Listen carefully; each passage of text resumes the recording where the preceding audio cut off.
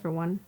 I hope you had an interesting experience learning about climate from your parents or your grandparents. Today we will talk about poor land use practices that negatively impact our environment. As you might know, that agriculture is a very important sector in Uzbekistan. You might ask, how is that possible where we have a water-scarce region, but agriculture plays such an important role? Well, it is possible through irrigation system from Amudarya and Sirdarya, these two transboundary rivers that I mentioned in the previous video. So it is indeed a very important sector. It accounts for 25% of the GDP. And we know that cotton is called white gold. And Uzbekistan has been one of the leading countries of cotton production and selling it in an international market. So we know that RLC was one of the biggest man-made ecological catastrophes in history, and it was caused by cultivation of cotton, mainly extending our cotton cultivation. And it is not always sustainable to produce cotton because cotton is a crop that needs a lot of water. And when we produce it, we also use defoliants, which is actually very harmful for human health. That is a herbicide. Agriculture accounts for 25% of labor in the country. But we know that there are a lot of people, especially in the rural areas, that depend on subsistence farming, and their livelihood depends on it. So if we come to irrigation now, as you know that the irrigation is done in an artificial way, meaning that we don't rely on our rainwater but the water from the rivers. And we use furrow irrigation, which is an irrigation where you make small dikes along the crops and then put the water from one side and then it distributes itself throughout the cropland. As you might imagine, this is actually not very water-saving irrigation method, so we have to switch to more water-saving irrigation methods.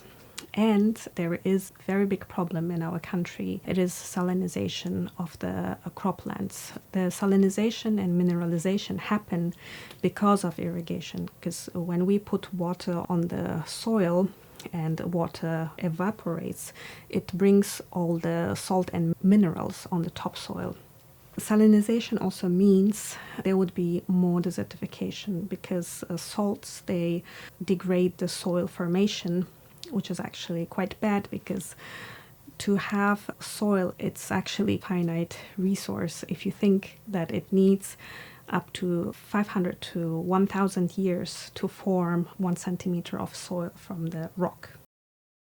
Salinization leading to marginalization of the lands, meaning that we have very low crops, or we will not be able to, or we're not able to use these croplands to grow anything.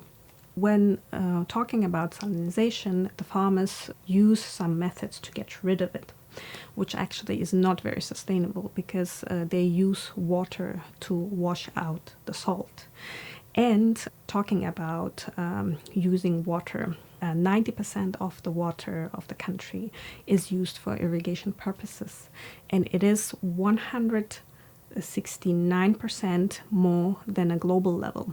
And it is not a good indicator for the country where the water is very scarce resource.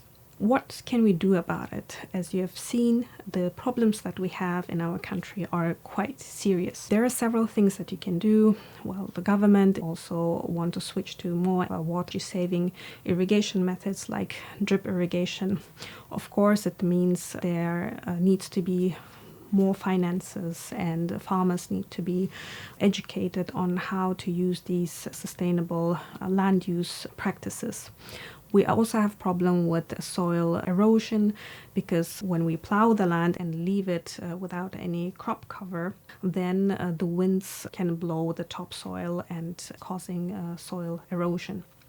So another way what we can do in this case is actually use agroforestry practices or agroforestry systems, which we're gonna learn more about in our next videos. And we will learn for what you can use these agroforestry systems and how they can benefit our environment, or what kind of positive impacts they bring to our environment.